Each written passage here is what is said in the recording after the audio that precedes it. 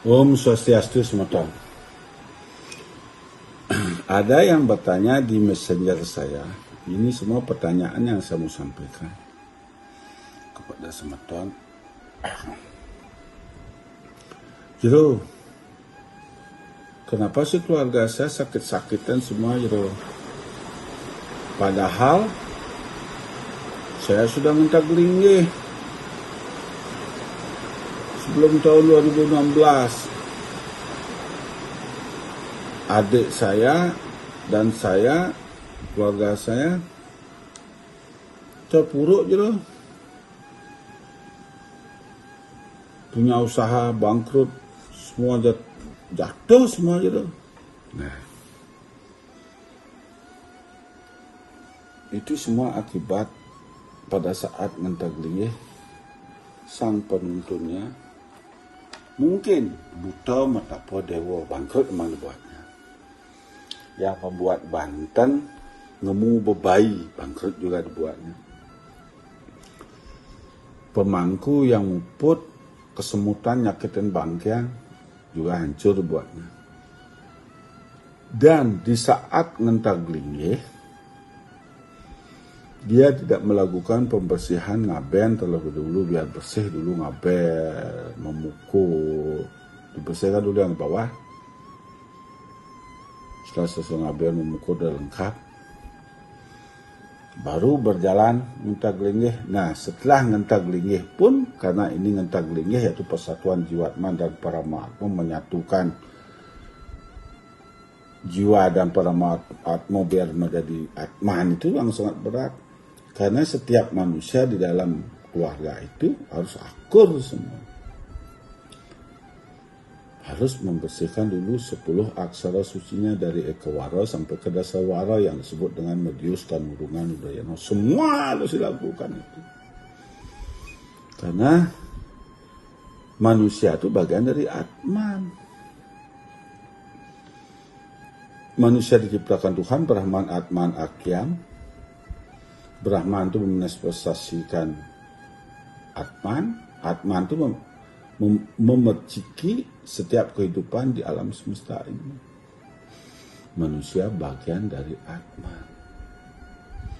Sebelum terbentuknya tubuh ini, sebelum terciptanya tubuh ini, Atman itu sudah ada sebelumnya. Roh di dalam tubuh ini sudah ada sebelum terciptanya tubuh ini. Maka di sini dalam tubuh ini ada 10 aksara suci. Karena tubuh manusia ini bagian dari alam semesta. Alam semesta adalah Bona Agung. Manusia adalah, alam semesta adalah Bona Agung. Manusia adalah Bona Alit. Karena rohnya ini setengahnya di dalam tubuh manusia Jiwatman, dan setengahnya di Bona Agung Paramatma. Menunggalkan inilah biar menjadi Atman. Di sini dalam tubuh ini ada 10 aksara suci yang harus dibersihkan. Nah, sekarang untuk menyatukan Jiwatman dan Paramatma yang di alam semesta pun ada tingkatannya 108 lagi. Mencapai Siwa. Ada yang masih dari Atman tumbuh-tumbuhan, ada yang masih dari Atman dari lintah, ada yang masih dari Atman dari ikan, ada yang masih dari Atman dari buruan, ada dari gini. Nah, itu dah perlunya melakukan mesakapan ngangkit. Mesakapan ngangkit lah terlebih dahulu dilakukan agar penunggalan para roh-roh Atman yang ada di alam semesta itu bisa disatukan jadi satu.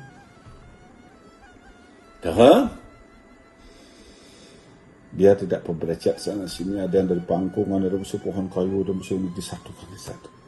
Dia menjadi Paramatma menunggal. Jadilah dijadikan lautan yang terdalam, bukan dari tetesan laut. Nah, itu maksud dari mesakapan ngangkit. Itu menurut pengalaman saya dan menurut penglihatan saya. Dan kita harus mengerti, harus tahu diri kita. Kita harus bisa mengetahui diri kita. Karena kita bagian dari alam semesta. Tuh. Setelah melakukan mesakapan ngangkit, setelah melakukan Medius dan Urungan, dia lakukan masa pola baru, raga ngemayang yang disebut dengan sad kerteh loko bumi. Nah, maka kita nasi jauh malu. Presiden tengah itu perjalanan malu bukannya membakti ke memai ngeletahin para moatmo dewa yang lebih di sana. Karena apa yang kita bawa itulah yang kita sembah. Kalau para moatmo kita masih tingkatan bawah, datang kita pura orang, supaya kita sekayangan dan kayangan bakti itu nek kalau kesembah.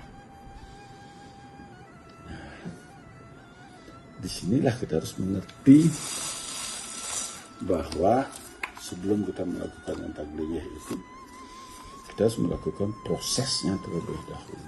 Bukan langsung tagliyah bla bla bla tagliyah tidak begitu. Prosesnya dulu yang kita harus kerjakan.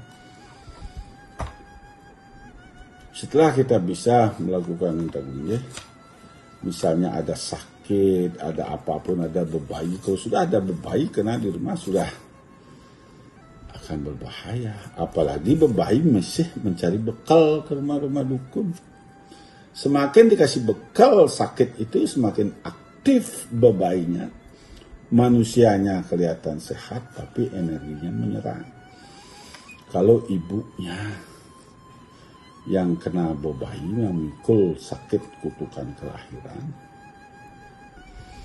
dibawakan ke dukun, diobatin, dia kelihatan sembuh. Tapi energinya menyerang kepada anak laki-lakinya. Bisa anak laki-lakinya kena bebayi bongol ajak menyenang. Ada anaknya bisa sebab tiba-tiba sakit perut, bisa usus buntu, bisa gini, bisa gitu. Operasi ke rumah sakit. Ternyata ada apa gitu. Malpraktek jadinya. Karena itulah energi. Makanya kita sebagai umat, kita harus belajar tentang energi. Harus kita mengetahui energi, vibrasi, frekuensi. Kita harus tahu itu. Kalau kita nggak tahu itu, itulah bagian dari mikrokosmos menyerang satu sama yang lain lewat frekuensi dan vibrasi. Alam semesta Bono Agung, alam semesta Bono Alit saling keterkaitan. Apapun perbuatan Bono Alit akan mengangkat Bono Agung. Bono Agung tidak akan bisa berbuat apa-apa tanpa perbuatan Bono Alit. Di sini kita harus mengerti tidak kasalan mentaglingih. Kalau masih ada bebayi di dalam tubuh, maka penyakit bebayi jangan diobati. Lakukanlah penyucian, pengangkatan tingkatan kelahiran yang mantuk pepoyangannya berada di tingkatan mana. Ada 11 tingkatan kesucian para atman. 1 Sanyang Widi, 2 Betara, 3 Dewa, 4 Gede, 5 Apsara Sari, 6 manusia, 6 tingkatan atman manusia.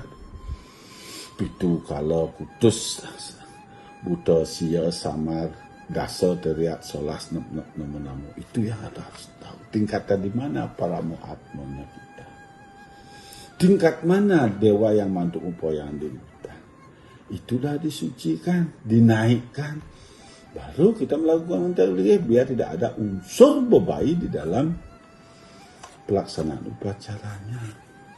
Kalau tukang bantan bebayi percuma. Kalau sang pemuput, sang yajabana yang menuntun buta mata podewo yang menuntun belum kena gentak lingih, walaupun dia kelihatan suci, bersih, bagus, ganteng, cantik, tapi para mahatma ini masih buta kalau sama dengan dia, biar muput, buta mata podewo, dia bejah banget. Dan sebenarnya kirang langkung atau titiang lunas ganger senam pura apabila tidak berkenan bagi penonton yang sebuah jago menghafal, mohon maaf. Sini bentuk para santi om santi.